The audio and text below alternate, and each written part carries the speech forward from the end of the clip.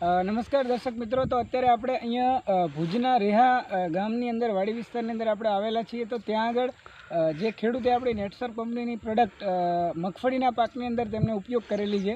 તો ચાલો આપણે તેમને પૂછીએ કે એ પ્રોડક્ટ યુઝ કર્યા પછી એમને શું ફાયદા થયા છે. તો ચાલો આપણે તેમને પહેલાં પરિચય લઈ લઈએ. તો નમસ્તે. નમસ્તે.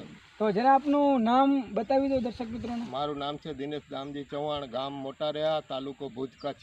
અચ્છા, અને આપનો મોબાઈલ નંબર? મારું મોબાઈલ નંબર છે 97 49 49 39 41.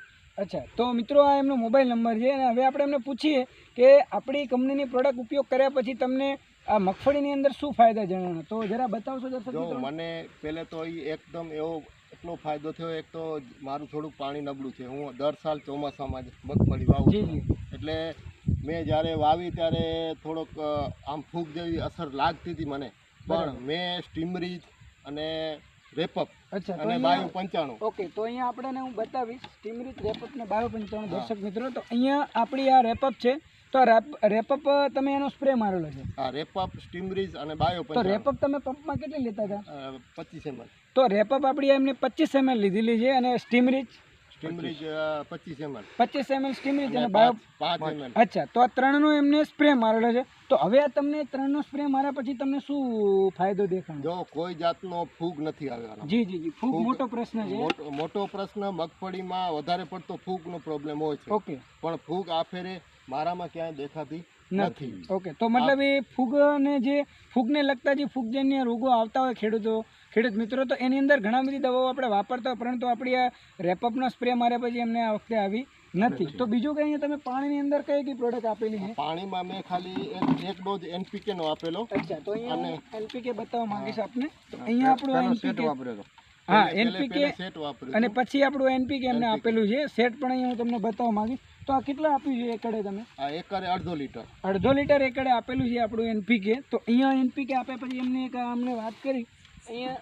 સેટ પણ એમને આપેલું છે. આ પણ એક આપણું જૈવિક ખાતર જ છે. તો આ બધાના ડોઝ તમે માર્યા, તો એના પછી આ વખતે તમને ઉત્પાદનમાં કેટલા ટકા વધારો થશે? ચોમાસા પ્રમાણે બહુ સારું જ છે. આપણે બધા વિસ્તારમાં જોઈએ એ પ્રમાણે મારી મગફળી સારી છે.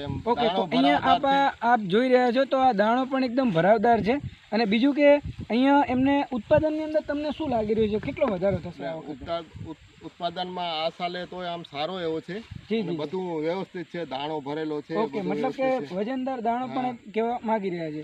તો અહીંયા જે બીજા ખેડૂતો જે કચ્છની અંદર મતલબ કે મગફળીની ખેતી કરતા હોય, તો એમના માટે તમે શું કહેવા માંગો છો? હું તો એવું કહું છું કે ભાઈ તમે અત્યારે આ ઓર્ગેનિક જે આપણી ખેતી છે એનામાં તમે બધા આવી જાઓ.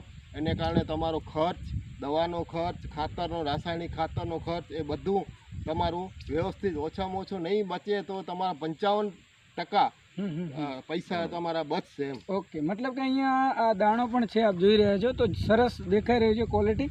તો અહીંયા જે વાત કરી રહ્યા છે સાહેબ એ પ્રમાણે મતલબ કે એમને ટોટલી ખૂબ સારું એમને રિઝલ્ટ મળ્યું છે. અને બીજા ખેડૂતોને પણ મારી નમ્ર વિનંતી છે કે આપ આ પ્રોડક્ટ વાપરો અને એનું રિઝલ્ટ આપની સમક્ષ અહીંયા આપ જોઈ રહ્યા છો. જરા એમને વિડીયો કરીને દર્શક મિત્રોને બતાવી દો કે આપ અહીંયા જોઈ રહ્યા છો કે આ મગફળી ટોટલી મતલબ કે એમને કરેલી છે. તો એ મગફળીના પાકની અંદર આ સરસ રિઝલ્ટ મળેલું છે. તો થેન્ક યુ.